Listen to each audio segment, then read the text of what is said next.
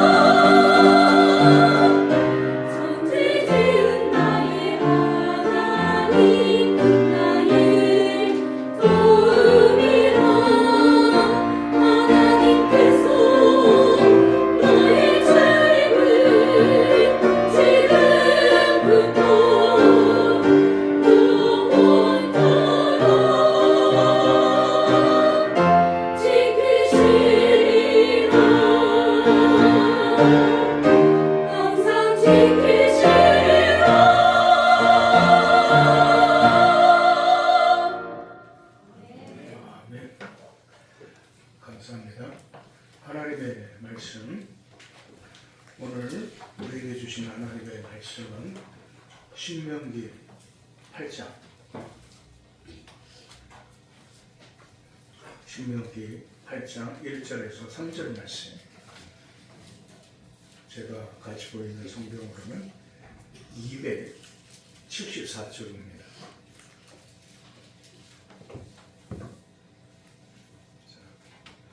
신명기 8장 1절에서 3절 우리 함께 읽겠습니다. 시작.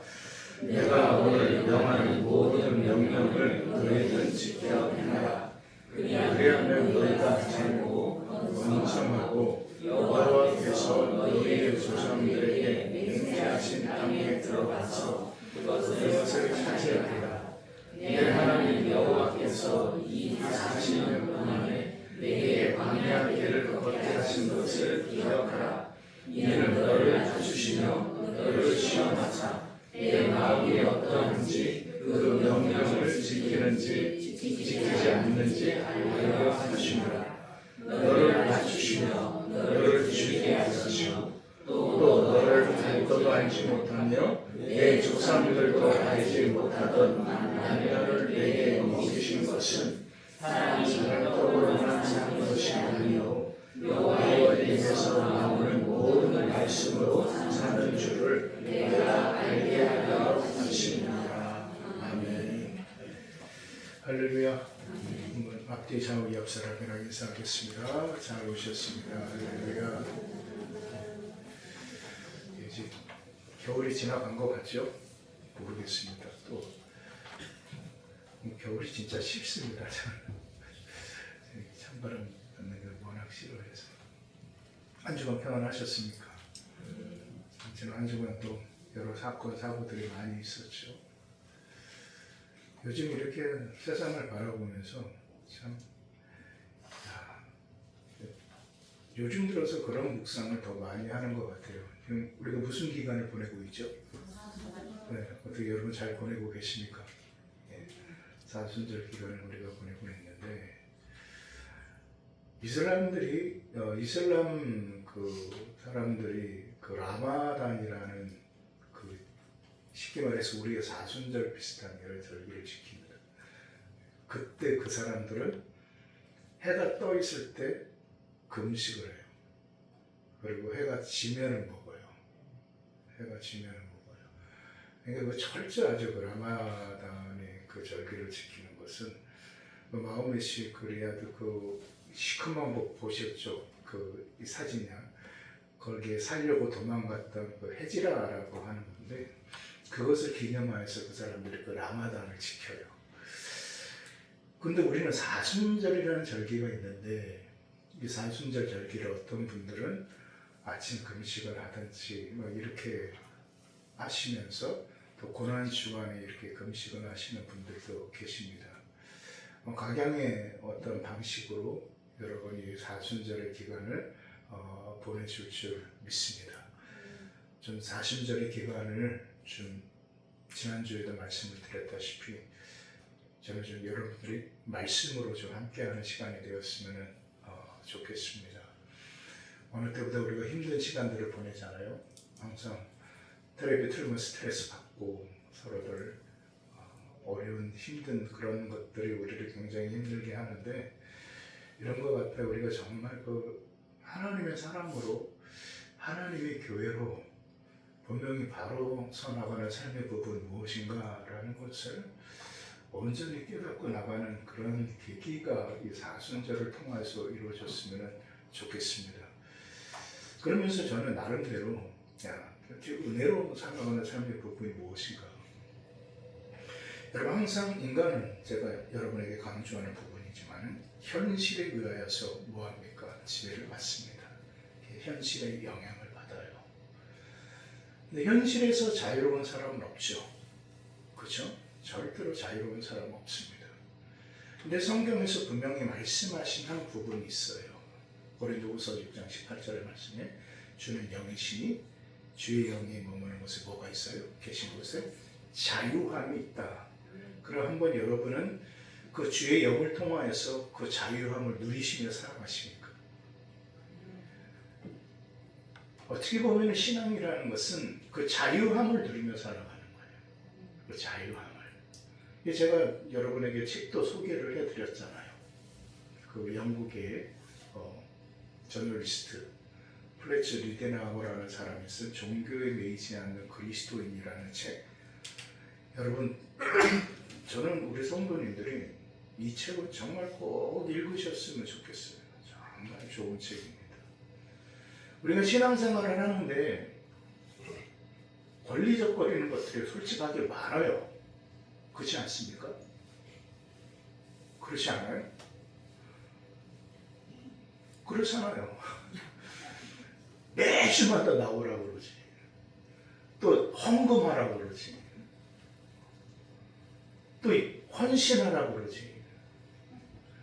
여러분 왜 큰 교회들이 부흥하는지 아십니까? 그 교회는 왔는지 안 왔는지 했는지 안 했는지 섬기지 섬기지 않았는지 알 수 있으니까 모릅니까? 몰라요. 그러니까 그냥 가다가 예배만 드리고 뒤에 앉았다가 그냥 나가는 거예요. 그게 예배입니까? 예배의 가장 중심은 뭡니까? 하나님 앞에 저와 여러분을 세우는 거예요. 헌금에 있어서 가장 중요한 것은 뭡니까? 하나님이 나의 주인임을 고백하는 거예요. 내가 돈이 있어서 헌금을 하는 것이 아니라 하나님이 나의 주인이십니다라는 선포예요. 고백이에요. 그냥 제가 하나님 왜 있는 거 이거 좀 들을 테니까 받으세요. 이 부분이 아니에요.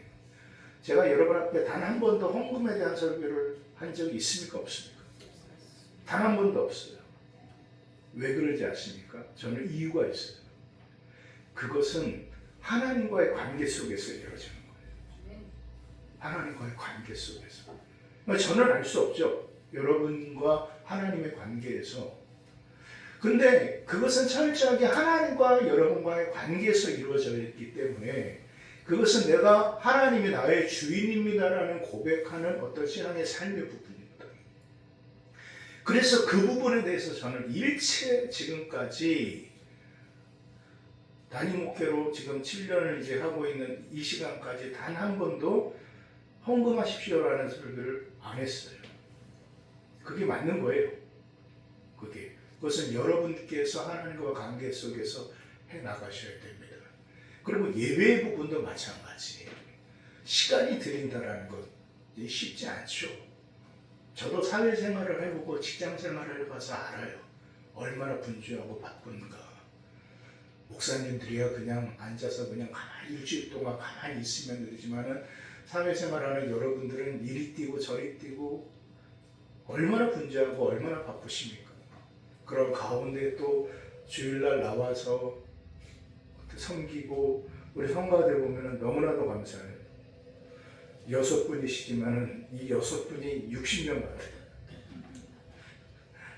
우리 지휘자님도 먼 곳에서 우리 반주자님 어디 계십니까? 저기 계시네. 저분은 어디서 오시는지 아십니까? 예, 여주 이천에서 오십니다. 어제 동기 아들이 결혼을 해갖고 우리 강동에 가서 그 결혼식에 참석했는데 그 여주 이천에서 올라온 그 이천 성결교회 담임 목사라고 있어요. 이 어떻게 올라왔냐면 차 끌고 올라왔대요. 근데 거기에서 거기 오는 강동에서 오는 것도 먼데 여주 이천에서 매주마다 주일 아침에 역까지 와요.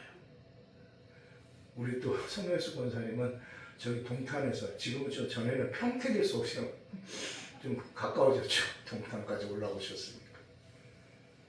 근데 그 예배를 사실 이렇게 드리기가 쉬운 게 아니에요. 알아요, 저도. 저도 아니까 누구도 알아요. 하나님도 알아요. 그 원데서 예배 드리는 법을. 그 시간을 드리는 거예요. 근데 그 시간을 드린다는 것은 나의 시간의 주인이 누구라는 거예요. 하나님이라는 거예요. 근데 그게 고백의 신앙의 삶인 거예요. 그 삶의 모든 부분을 또한 기도를 해요. 하나님께 의뢰를 하며 하나님 앞에 아뢰요. 그것은 뭐냐면 나의 삶의 부분에 원칙을 세워놓는 것이죠. 나의 뜻과 나의 의지가 아니라 뭐로 살아간다? 하나님께서 주시는 은혜로 살아간다라는 기준인 거예요. 그러니까 어느 때보다 이 신앙적인 영적인 원칙의 부분이 우리에게 필요한 거예요. 그것이 우리 안에 이루어졌을 때 우리가 보여지는 상황과 환경 속에 뭐 할 수 있냐면 자유할 수 있어요. 그 자유는 결국 그것이 이루어질 수 있는 것은 말씀하셨던 것처럼 주는 영이시니, 그렇죠? 주의 영이 계신 곳에 뭐가 있어요? 자유함이 있어요. 그러니까 누구로 말미암아 이루어지는 거예요? 주의 영을 통하여서만이 이루어질 수 있는 부분이라는 거예요. 그러니까 우리 삶의 부분에 정말 그 주의 영의 임재를 통하여서 누리는 자유함. 그것은 세상의 것과는 틀려요. 세상에 주는 자유함이라는 것은 틀려요. 세상의 자유함은 먼저 뭐가 있어야 됩니까? 물질이 있어야 되죠. 돈이 있어야 되죠. 참 제가 전에 전도사 할 때 그 담임 목사님 사모님이 뭐에 빠지셨냐면은 다단계에 빠지셨어요. 그래서 저를 또 제가 전도사니까 끌고 가셨어요. 그러니까 담임 목사님 사모님이 야 전도사 따라와 하니까 가야 됩니까? 안 가야 됩니까? 삑소리 않고 따라갔는데 거기에 강사들이 얘기하는 것이 뭐냐면은 시간의 자유함을 얘기를 하더라고요. 공통적으로 그래요. 보니까 다단계 네트워크 하는 사람들이 시간의 자유로, 시간의 자유는 뭐냐면은 일 안 해도 된다라는 거예요. 그렇죠? 그냥 먹고 놀고 즐기면서도 돈은 들어오는 그런 구조를 만들어요. 참 저도 한심했죠. 거기에 따라가서 그 말씀을, 그 이야기를 이렇게 듣고 있는 그 참 저의 모습이 지금 상상되기도 합니다. 참 한심하죠. 근데 인간은 그래요. 그 자유로움은 돈이 있어야 된다고 생각을 해요. 근데 우리가 하나님의 사람의 자유로움은 그것과 상관이 없어요. 하나님의 사람의 자유로움은 뭐냐면은 말씀하셨던 것처럼 주의 영이에요. 그러니까 그분의 영이 내 안에 있음으로 인하여서 상황과 환경과 여건의 모든 부분들이 있는데 그것에 대해서 내가 뭐 할 수 있다라는 거예요. 자유로울 수 있다. 영향을 받지 않는다라는 거예요.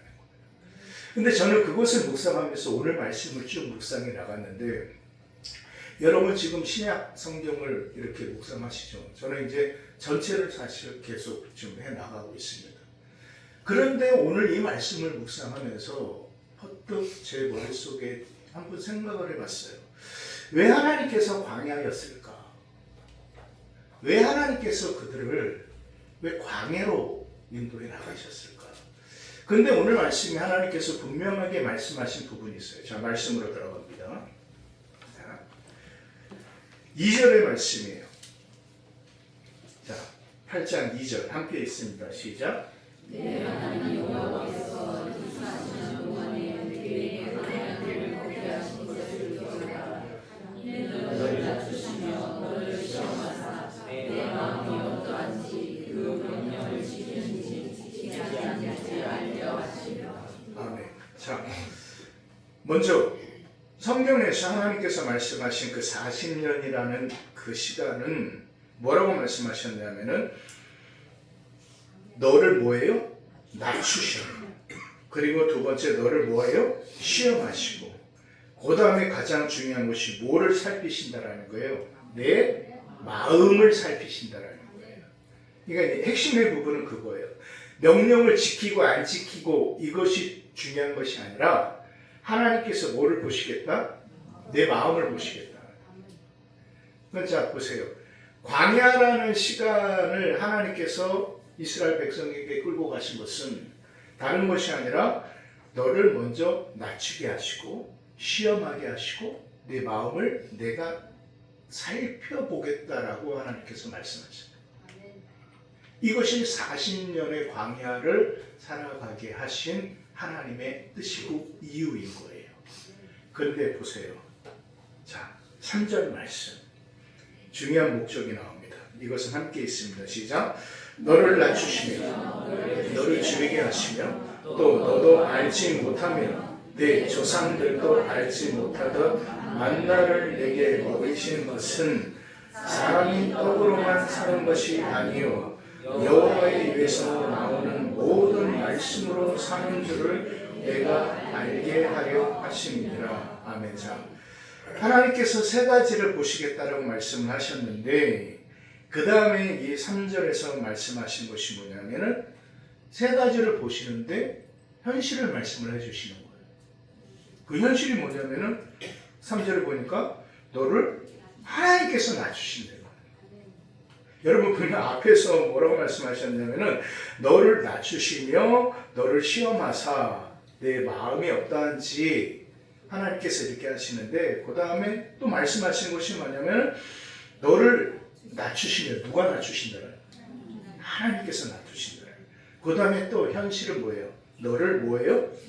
줄이게 하시며 환장하겠죠. 하나님의 백성인데 말씀 하나 보고 나왔는데 따라오니까 배고픔이에요. 그 다음에 또 뭐라고 말씀하냐면 또 너도 알지 못하면 내 조상들도 알지 못하면 뭐를 먹여요? 만나를 먹이시는. 자, 그러면서 그 먹이신 것은 이제 중요한 말씀이에요. 이 말씀은 여러분 잘 알 거예요. 사람이 뭐예요? 떡으로만 사는 것이 아니요 여호와 입에서 나오는 모든 말씀으로 사는 줄 내가 알게 하려 하십니다. 누가 말씀하신 부분이기도 해요? 그렇죠. 예수님께서 어디에서 시험을 받으셨죠? 광야에서 시험을 받으셨어요. 한번 좀 생각해 보십시오. 예수님이 어디에서 시험 받으셨다고요? 광야. 하나님께서 이스라엘 백성에게 어디에서 말씀하셔요? 광야. 그럼 이 광야라는 것이 그냥 아무런 의미가 없을까요? 있을까요? 없을까요? 있어요. 있어요. 중요한 것은 이제 그 광야의 의미가 뭔가라는 것을 찾아내는 거예요. 그것을 묵상해내는 거예요. 우리에게 있어서. 중요한 것은. 어찌 보면 그 광야는 저와 여러분의 현실이에요. 요즘은 지금 뭐 바꾸는 분은 없으시겠죠. 바꾸고 살아가시는 분은 없으셨을 것 같은데 저도 사실은 뭐 밥을 못 먹고 살지는 않았습니다. 좋은 쌀은 아니지만 옛날에 정분미라는 아주 싼 쌀이 있어갖고 그 정분미를 먹고 살았어요. 단 한 번도 저는 흔히 그때 악기발이라고 얘기를 하는 쌀밥을 먹어본 적이 저는 단 한 번도 없었어요. 그런데 우리 시골에 계시는 분들은 오히려 좋은 그 농사 짓는 분들은 그것을 먹으셨죠. 그런데 그 당시에도 굶주린 사람들이 있어요. 배고픈 사람들도 있어요. 자, 그런데 그게 현실 속에서 또 오늘 이 시대에도 마찬가지예요. 이 시대 속에서도 아무리 우리가 부유함과 참으로 풍요함을 누리며 살아가지만은 또 사회 한 곳에서는 참으로 비참하게 살아가는 사람들도 있어요. 지금도 있어요. 제 친구가 동대문에서 그런 사역을 하는데 제가 가끔 갑니다. 노숙자들을 데리고 거기에서 교회 노숙자 들어가봐요. 교회에서 받나 안 받나 안 받아요. 근데 그 친구 교회는 한 이만한데 의자가 없어요. 의자가 없이 그냥 겨울에 누구나 와갖고 거기에서 따뜻하니까 뭐하게 하는 거예요? 자기 하는 거예요. 자기 하는 거예요. 제가 개인적으로 계속 거기 선교를 하고 있는데 따뜻하게 그 누구도 아무나 들어와서 그렇게 살아갈 수 있는 거예요. 겨울에는 여름은 상관없는데 겨울에 그 사람들이 얼마나 힘듭니까? 교회가 감당해야 되는 부분이거든요. 교회가 감당하는 부분이어야 되는데 그것이 없어요. 그럼 여러분 자 보십시오. 우리가 정말 그런 현실 속에서 우리가 은혜를 말할 수가 있을까요? 아니에요. 광야의 한가운데서 배부름을, 부유함을, 풍요로움을 말할 수가 있을까요? 아니에요. 근데 보십시오. 광야에서 하나님은 그들을 굶주리게 하신 이유가 있다라고 말씀하셨어요. 그렇죠? 굶주린 이유가 있어요. 그럼 저와 현실의 삶 속에서도 하나님께서 굶주리게 하시는 뭐가 있을까요? 이유가 있어요. 그러니까 저와 여러분이 겪는 여러 상황과 환경의 부분은 그것이 결과가 나타났다면은 뭐가 있어요? 결과에는 뭐가 따를까요? 원인이 반드시 따라요. 원인이 있으니까 뭐가 나타나는 거예요? 결과가 나타나는 거예요. 그러니까 이 결과 속에서 우리가 이제 이 결과만 바라보고 살아가는 사람은 실패해요. 그러나 이 결과 속에서 뭐를 찾아요? 원인을 찾는 사람. 이 삶의 부분이 달라지는 거예요. 우리가 아까 찬양했죠. 왜 나만 겪는 고난이냐고. 불평하지 마세요. 고난의 뒤편에 서 있는 주님의 축복. 미리 보면서 뭐예요? 감사하세요. 그러니까 결과만 바라보면은 우리는 시험 들 수밖에 없어요. 신앙이고 나발이고 다 포기하고 때려치울 수밖에 없어요. 그런데 이 결과 속에서 무엇을 바라본다? 원인을 바라본다. 이 광야의 한 가운데서 왜 하나님께서 광야를 거닐게 하셨는가를 찾으라라는 거예요. 그러면서 제가 깨달은 것은 뭐냐면 광야 쳐다본들 보이는 것이 있습니까? 없습니까? 없어요. 광야에 길이 있습니까? 물줄기가 있습니까? 아무것도 없단 말이에요. 여기를 돌아봐도 그냥 수평선이란다. 뭐예요? 지평선 그냥 뭐 이렇게 내 그 광야를 가보지 않아서 어떻게 될지 모르지만 그려져요. 사진으로 이렇게 보니까 뭐 이렇게 조그만 산도 있고 뭐 그럴 거 아니에요. 갔다 오신 분들은 아실 거 아니에요. 그렇죠? 우리 박 권사님 갔다 오셨나 보셔요. 그죠? 평소에 있지만 높은 산들이 많아요. 예, 근데 그 산들이 대부분 암산이죠. 그냥 나무도 없고 하는 그런 산이잖아요. 뭐 볼 게 없어요. 바라볼 곳이 없어요. 그리고 하나님께서 그런데 이스라엘 백성을 광야에서 인도하시면서 주신 것이 뭐였어요? 만나를 주셨고 또 그들을 인도하시면서 하나님께서 밤과 낮에 뭐를 주셨어요? 불기둥과 구름기둥을 주셨어요. 이 불기둥과 구름기둥은 항상 있었어요. 낮에는 구름기둥이 있었고 밤에는 불기둥이 있었어요. 그래서 이것이 움직이면 이스라엘 백성도 움직였고 그것이 멈추면 이스라엘 백성도 멈춰야 됐어요. 그럼 자 보십시오. 이스라엘 백성이 바라봐야 되는 것은 그럼 무엇이었을까요? 오직 불기둥과 구름기둥이에요. 광야에서 다른 것 볼 것이 아무도 없단 말이에요. 아무것도 없어요. 저는 이 말씀을 묵상하면서 제가 깨달은 것이 뭐냐면 바로 그거예요. 광야에서 바라볼 것이 없는 그 삶에서 바라봐야 되는 것이 무엇이냐라는 거예요. 그래서 저와 여러분 인생의 삶의 시간 속에 우리가 무엇을 바라보고 살아가느냐. 아까 우리 성가대가 그 눈을 들어 산을, 그 제목이 뭔지 모르겠지만은 시편 121편 1절 2절의 말씀을 가지고 찬양한 것 같아요. 맞죠? 시편 121편 1절 2절의 말씀이 뭐냐? 내가 눈을 들어 산을 보라. 나의 도움이 어디서 있고 나의 도움이 천지를 지으신 여호와에게서로다. 내가 산을 향하여 눈을 돌리라. 나의 도움이 어디서 올고. 자 보세요. 나의 도움이 천지를 지으신 여호와에게서로다. 우리가 바라보는데 우리 눈에 보여지는 것은 광야예요. 세상을 바라보는데 그 어디에도 길이 없어요. 그 어디에도 생명이 없어요. 그 어디에도 풍요로움이 없어요. 근데 그 시간 속에 뭐를 바라보라는 거예요? 구름기둥과 불기둥을 바라보라는 거예요. 그것은 그냥 불기둥과 구름기둥 그것을 이야기하는 것이 아니라 하나님의 뭘까요? 인도하심이에요.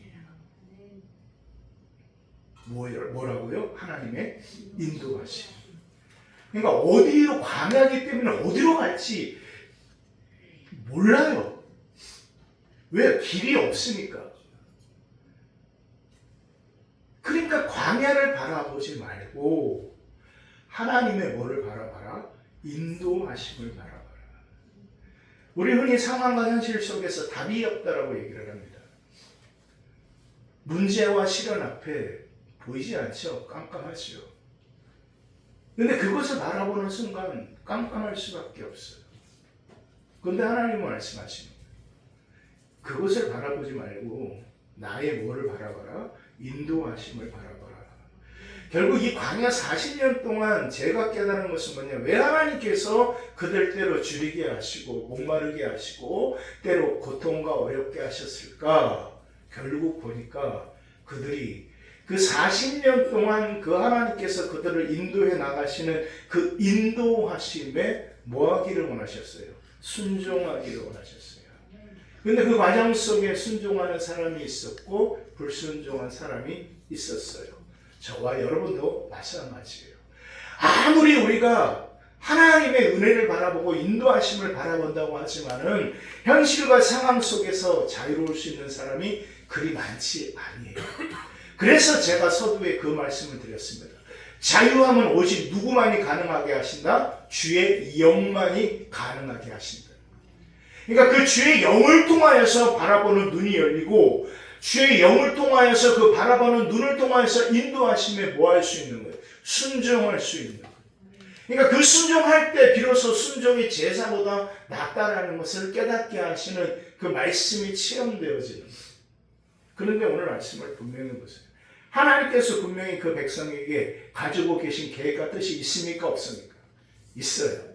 그리고 하나님께서 분명하게 말씀하신 것이 그 모든 것이 결국 예수님께서 광야에서 40일 동안 금식하시고 시험을 받은 것 또한 다른 것이 아니라 먹는 것에 대해서 시험을 받으셨듯이 그때 예수님께서 말씀하셨던 것처럼 오늘 말씀을 인용하면서 사람이 떡으로만 살 것이 아니요 하나님의 입에서 나오는 모든 말씀으로 살 것이니라라고 우리 주님께서 말씀하셨듯이 오늘 하나님도 이스라엘 백성에게 그 말씀을 하고 계시는 것이고 이 말씀은 저와 여러분에게 있어서 과연 우리가 이 모든 어려운 힘든 상황 속에 물질의 풍요로움과 넉넉한 이 상황 속에 우리가 무엇을 바라보고 무엇을 목적하고 나아가야 될 것인가라는 것에 대한 분명한 깨달음이 무엇이어야 되느냐? 하나님 말씀하십니다. 나의 말이다라는 나의 말씀이다라는 이것이 하나님의 분명한 뜻입니다. 이것이 우리에게 이루어지기 위해서는 우리 안에 먼저 이루어져야 되는 부분이 있어요. 그것은 하나님께서 이미 저와 여러분에게 가지고 계신 계획이 무엇인가라는 것을 깨달아야 되는 거예요. 자, 그럼 그 하나님의 계획을 한번 찾아봅시다. 신명기 15장이에요. 같은 성경이니까.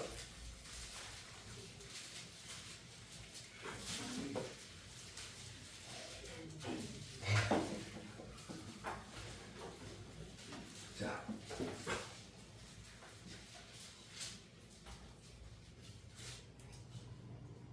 자, 신명기 15장 4절, 5절, 6절 말씀까지 우리 함께 읽을까요? 시작. 내가 만일 내 하나님 여호와의 말씀만 듣고 내가 오늘 내게 내리는 그 명령을 다 지켜 행하면 내 하나님 여호와께서 내게 기업으로 주신 땅에서 내가 반드시 복을 받으리니 너희 중에 가난한 자가 없으리라. 내 하나님 여호와께서 내게 허락하신 대로 내게 복을 주시리니 내가 여러 나라에 꾸어 줄지라도 너는 꾸지 아니하겠고 내가 여러 나라를 통치할지라도 너를 통치당하지 아니하리라. 아멘. 자, 여러분 여기서 하나님께서 분명하게 말씀하신 부분이 있어요. 4절, 5절이 연결되어져 있죠. 그 중간에 뭐라고 말씀하세요? 내 하나님 여호와께서, 그죠? 그 다음에 말씀 함께 읽을까요? 내게 기업으로 주신 땅. 주실 땅이에요? 주시겠다라고 예정하신 땅이에요? 주신 땅이란 말이에요. 그런데 지금은 어디예요? 신명기의 이 상황은 광야란 말이에요. 근데 이 광야에서 하나님께서는 이미 가나안의 땅을 이스라엘 백성에게 뭐로 주셨다? 기업으로 주셨다. 기업으로 주신 거예요. 중요한 것은 이것을 깨닫는 거예요. 이것을 깨닫는 거예요.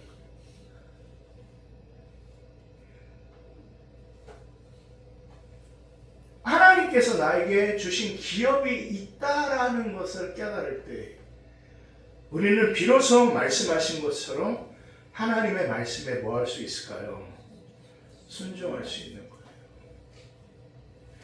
내게 뭐 아무리 노력하고 아무리 열심히 살아도 준비된 게 없다면 뭐 하려고 열심히 삽니까?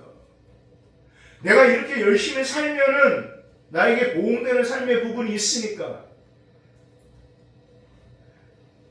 저는 우리 애들한테 그런 얘기합니다. 야, 나는 아빠는 국민연금도 없고 다른 연금도 없으니까 니들 알아서 해라. 아빠 연금은 니들이다. 니들 덕 좀 봐야겠다. 한 사람씩, 한 사람이 100만 원이 됐든 그러면 완전히 애들이 난리더라고요. 성도님들 계시니까 한 50만 원씩 받았으면 참 좋겠어요. 세금이니까 150만 원이면 우리 두 사람 잘 사는 것 같아요. 근데 우리 부모님들이 자녀를 키우는 부분이 뭐 안 그런 분들도 있으려나 모르겠습니다. 솔직히 나중에 그 자녀들이 좀 부모들을 뭐 하기를 좀 원하셔요? 잘 섬기기를 원하시잖아요. 사실 안 그러십니다. 또 잘 섬겨야 되는 것이 성경의 말씀이에요. 성경의 말씀. 정말 잘 섬기셔야 됩니다. 사실 우리 교회는 젊으신 분이 안 계셔서 좀 많이 안 계셔서 그런데 정말 잘 섬기셔야 됩니다. 근데 그 자녀들에게 젊으셨을 때 어린아이를 키우셨을 때 모든 것을 다 바치시는 이유는 뭐냐? 이 자녀가 잘 커서 열심히 살아가는 그 삶의 부분을 부모로서 갖는 거 아니에요. 그것이 없는데 그냥 키우십니까? 아니잖아요. 자기 앞가림하면서 잘 살게 해주고자 하는 것이 부모의 마음이에요. 자식에게 무엇을 받고 안 받고의 부분이 아니라 그게 있으니까 자녀를 키우시는 거 아니에요. 그게 있으니까 모든 것을 다 쏟아서 키우셨던 것 아닙니까? 우리 신앙의 삶의 부분도 마찬가지예요. 이 광야라는 시간 속에 저와 여러분에게 그 무엇도 예비되어지지 아니었다면 무슨 소용이 있느냐라는 거예요. 우리 믿음의 삶의 부분이 무슨 의미가 있고 우리 신앙의 삶의 부분이 무슨 가치가 있습니까? 미련하고 어리석은 거죠. 그래서 바울이 얘기하잖아요. 십자가의 도가 멸망받는 자들에게 미련하고 어리석은 거지만은 구원을 받은 저와 여러분에게는 뭐가 돼요? 하나님의 능력이 되는 거예요. 그러니까 바울이 그 로마 감옥에서 죽어가면서도 그가 고백하고 있었던 것이 뭐예요? 나에게 뭐가 예비되어져 있느니라? 의의 면류관이 예비되어져 있느니라. 그러니까 그것이 있으니까 순교하는 거예요. 그것에 대한 믿음이 있으니까. 여러분, 이슬람 사람들이 그 테러하면서 목숨을 버리는 것이 왜 그런지 아세요? 걔네들의 논리 중에, 교리 중에 뭐가 있냐면은, 순교하면은 하나님의 나라 간다라는 그게 있어요. 근데 그것에 너무 사로잡혀 있으니까, 그냥 아이고, 여자고, 그냥 폭탄 몸에 장착하고, 그냥 미군 부대 뛰어 들어가고 그러는 거예요. 하물며 그들도 그런데, 우리가 하나님의 사람이라고, 우리가 믿음의 사람이라고 얘기를 하는데, 우리가 하나님의 나라에 대한 부분을 가지고 살아간다라고 하는데, 저와 여러분의 신앙의 삶의 믿음의 기업에 대한 분명한 믿음이 없다면은, 저와 여러분의 믿음과 신앙의 삶의 부분이 무슨 의미가 있습니까? 의미가 없어요. 그러므로 우리는 광야에서 깨달아야 되는 거예요. 바라볼 수 없는 것이 그 어디에서도 아무것도 바라볼 수 없는 거기에서 그 하나님의 인도하심을 바라볼 수 있는 그 삶의 부분이 우리에게 중요한 거예요. 바랄 수 없는 중에 바라는 것이, 그래서 믿음은 바라는 것들에 뭐라고 말씀하셨어요? 실상이다. 바라보는데 바라 보여집니까? 아니요. 안 바라 보여집니까? 안 바라 보여져요. 광야의 한가운데 있는데 그들에게 가나안 땅이 보여집니까? 안 보여집니까? 안 보여져요. 그런데 하나님은 말씀하신 거예요. 기업으로 준 땅이다 라고 말씀하신 거예요. 그러니까 너희에게 이미 기업으로 준 땅인 거예요. 그럼 저와 여러분, 우리에게도 마찬가지로 하나님께서 이미 기업으로 준 땅이 있으신 거예요. 저와 여러분의 믿음의 삶의 궁극의 부분이 무엇인가라는 것을 하나님께서 우리에게 주셨다는 거예요. 예수님께서는 그것을 뭐라고 말씀하셨냐면은 하나님의 말씀이라고 말씀을 하셨고, 오늘 하나님께서도 이스라엘 백성에게 말씀하신 것이 바로 하나님의 말씀이라고 말씀을 하고 계십니다. 그러므로 저와 여러분에 있어서 궁극적인 믿음의 기업의 부분은 다른 것이 아니라 뭐가 된다? 하나님의 말씀이어야 된다라는 사실을 여러분 잊지 마시기를 주의 이름으로 축원드립니다. 그렇습니다. 어느 때보다 우리가 힘든 시대 속에 우리가 은혜로 살아가는 삶의 부분이 무엇인가라는 것을 이 사순절 기간에 다시 한번 깊게 좀 묵상하셨으면 좋겠습니다. 그러면서 저와 우리에게, 여러분에게 이 하나님께서 주신 이 기업, 그리고 그것을 완성시키시고 성취시키시는 그 하나님의 은혜의 부분은 다른 것이 아니라 그 하나님의 말씀에 있는 것이고, 결국 그 하나님의 말씀에 있다라는 것을 깨닫는 것이 믿음의 신앙의 삶이라는 것을 우리는 오늘 이 시대 속에 온전히 깨닫고 나가야 될 줄 믿습니다. 사랑하는 성도 여러분, 그렇습니다. 광야에서 볼 것은 아무것도 없습니다. 어찌 보면 저와 여러분이 지금 서 있는 삶의 부분이 광야보다 더 처절한 삶의 한가운데 계실 수도 있습니다. 이리 봐도 길이 안 보이고 저리 봐도 길이 안 보입니다. 그러나 그 길이 안 보이는 그 모든 것을 왜 하나님께서는 말씀하셨는가라는 거예요. 왜 하나님께서는 하나님의 말씀을 온전히 말씀하고 계신가라는 겁니다. 여러분, 우리가 광야에서 바라봐야 되는 것은 광야가 아닙니다. 광야에서 바라봐야 되는 것은 하나님의 인도하심이에요. 바로 그 하나님의 그 인도하심은 저와 여러분에게 선하게 역사하여 주실 줄 믿습니다. 바라기는 한 주간 저와 여러분의 모든 삶 가운데 광야 같은 저와 여러분의 현실 속에서 우리가 바라봐야 되는 것이 그 하나님의 인도하심이라는 것을 꼭 기억하셔서 한 주간도 그 하나님의 인도하심 바라보고 또 함께 더불어 말씀에 순종하며 나아가시는 사순절의 기간이 되시기를 주의로 축원드립니다. 기도하겠습니다.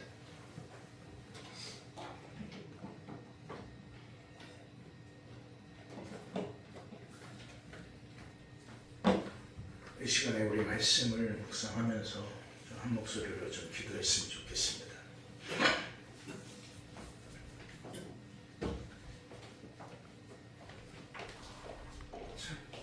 광야 가운데서 우리가 참 하나님의 인도하심을 바라보고 나아가는 것이 결코 쉽지는 않습니다. 그런데 오늘 하나님께서 말씀하시는 그 광야를 바라보지 말라는 것이죠. 그 하나님의 인도하심을 바라봐라라는 거예요. 어찌 보면은 그 하나님의 인도하심을 바라본다라는 것은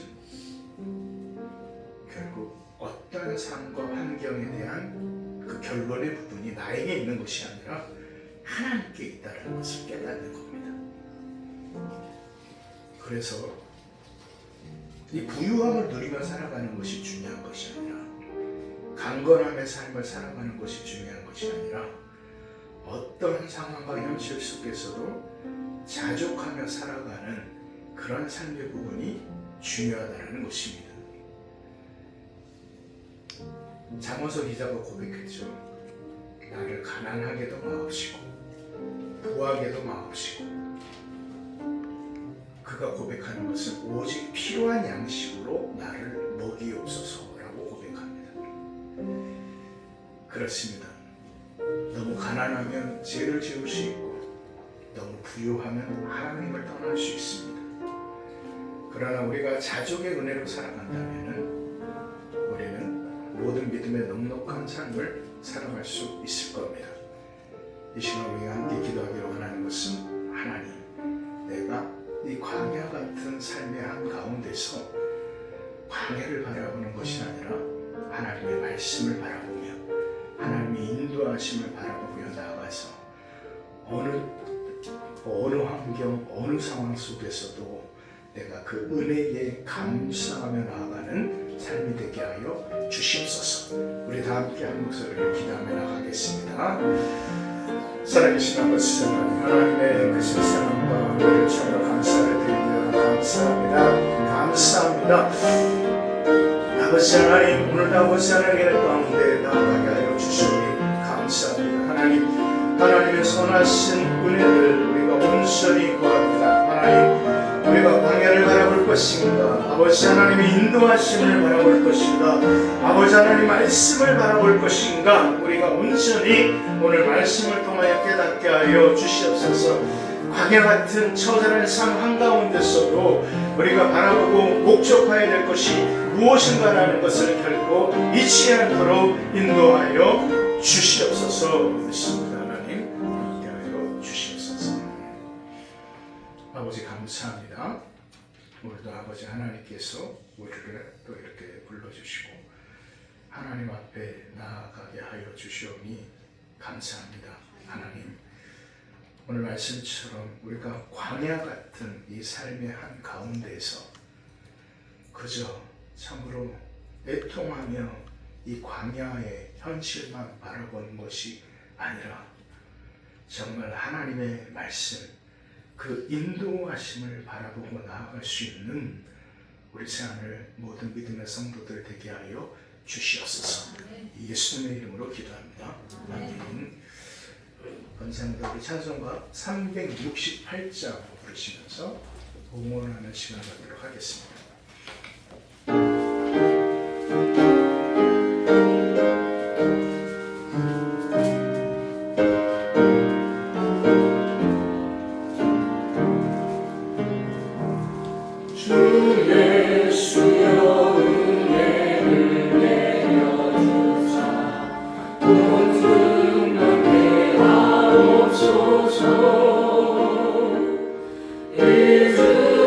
잊으리고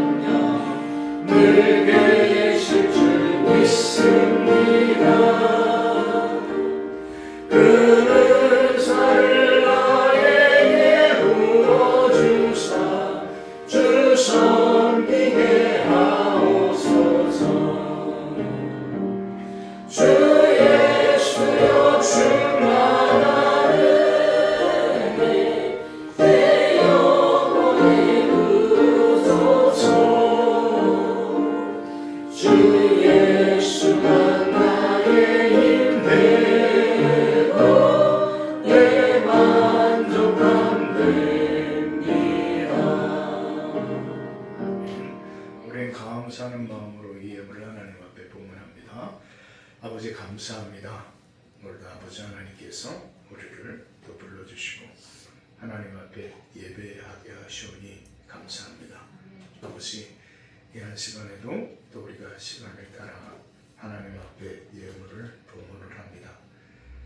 하나님 이 예물을 하나님께서 기뻐 받아주시고 이것은 단순히 물질이 아니라 이 예물은 사랑하는 성도들의 눈물이요 저들의 땀이요 저들의 기도의 제목이라는 사실을 우리가 깨닫사오니 하나님 이 예물을 통해서 하나님의 교회가 든든히 서나가게 하시고 아버지 하나님 나라가 확장되어지게 하여 주시고 하나님의 영광이 드러나는 예물이 될 수 있도록 하나님 인도하여 주시옵소서. 무엇보다 이 예물이 하나님의 교회를 위하여 정직하게 사용되어지기를 원합니다.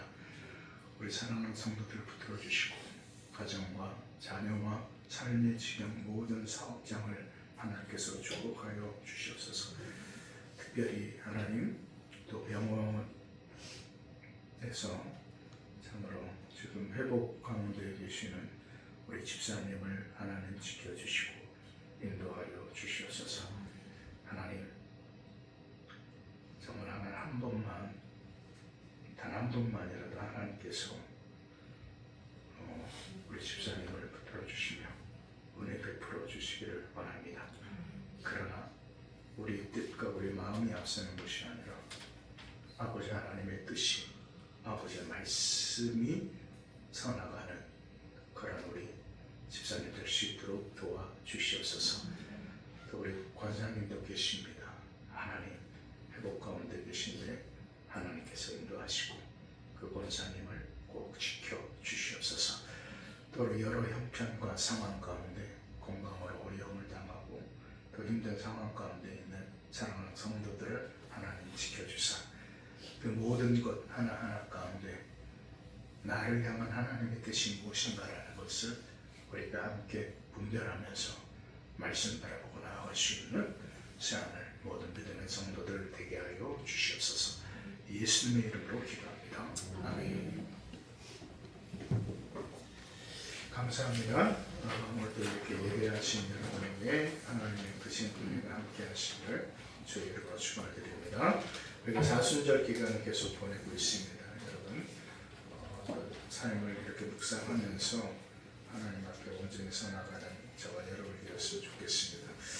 우리 다정숙 집사님을 위해서 계속 함께 정도 기도해 주시면 감사하겠습니다. 그리고 혹시 우리 교회 유튜브 채널 들어가 보신 분 계십니까? 권사님이셨구나. 예. 제가 좀 시간이 있어서 좀 시간이 지났는데 제가 좀 직접 해야 될 것 같아서 제가 이제 그것을 조금 좀 배우기를 시작을 해서 그래서 싹 다 정리를 했습니다. 그래서 다시 한번 들어가셔서 이렇게 보시고 이제 오늘 올라간 거 오늘 이 설교는 이따 오후 되면은 올라갈 겁니다. 이제 제가 그렇게 조치를 할 거니까 여러분 그렇게 하시고 단 한 번도 이런 말씀을 드린 적이 없는데 하나님의 교회의 부흥은 누가 하십니까? 하나님이 하십니다. 그런데 저와 여러분에게도 또 뭐가 있어요? 의무가 있고 책임이 있어요. 그러니까 저는 그러셨으면 좋겠습니다. 다른 말 말씀하지 마시고 그냥 우리 교회에 와서 한번 예배 한번 드려라. 한번 예배 한번 드리자. 근데 그게 상당히 힘들죠? 자식도 말 안 듣고 남편도 말 안 듣고 그래도 우리는 듣든지 안 듣든지 전해야 될 것은 전해야 됩니다. 그게 이제 저와 여러분의 사명이라는 것을 꼭 깨달으시고 모든 신앙의 삶의 부분에 예배와 헌금과 또 하나님 앞에 섬기는 모든 것이 하나님과 여러분 사이에서 온전히 해결되시기를 또 주의 이름으로 축원드립니다. 한 주간도 승리하십시오. 우리 다 함께 자리에 일어나셔서 축도로 예배를 마치도록 하겠습니다. 여호와는 내게 복을 주시고 너를 지키시기를 원하며 여호와는 그의 얼굴을 내게 비추사 은혜 베푸시기를 원하며 여호와는 그의 얼굴을 내게로 향하여 드사 평강 주시기를 원하노라. 이제 우리 주 예수 그리스도의 거룩하신 이름과 우리 아버지 하나님의 극진하신 사랑과 우리 성령 하나님의 감화 감동 교통합심의 은혜가 광야 같은 이 삶의 치열한 현장 속에서 현실을 바라보는 것이 아니라 하나님의 말씀을 바라보며 하나님의 인도하심에 순종하며 나가기로 결단하고 다짐하는 새하늘 모든 믿음의 성도들 머리 위에, 그리고 또 지금 이 시간 참으로 병원에서 침상의 기간에 아버지 하나님 회복 가운데 있는 우리 집사님 또 권사님 머리 위에, 또 이 자리에 여러 가지 형편으로 참석하지 못한 우리 새하늘 믿음의 공동체 모든 머리 위에 이제부터 영원까지 함께해 주시옵기를 간절히 축원하옵나이다. 아멘.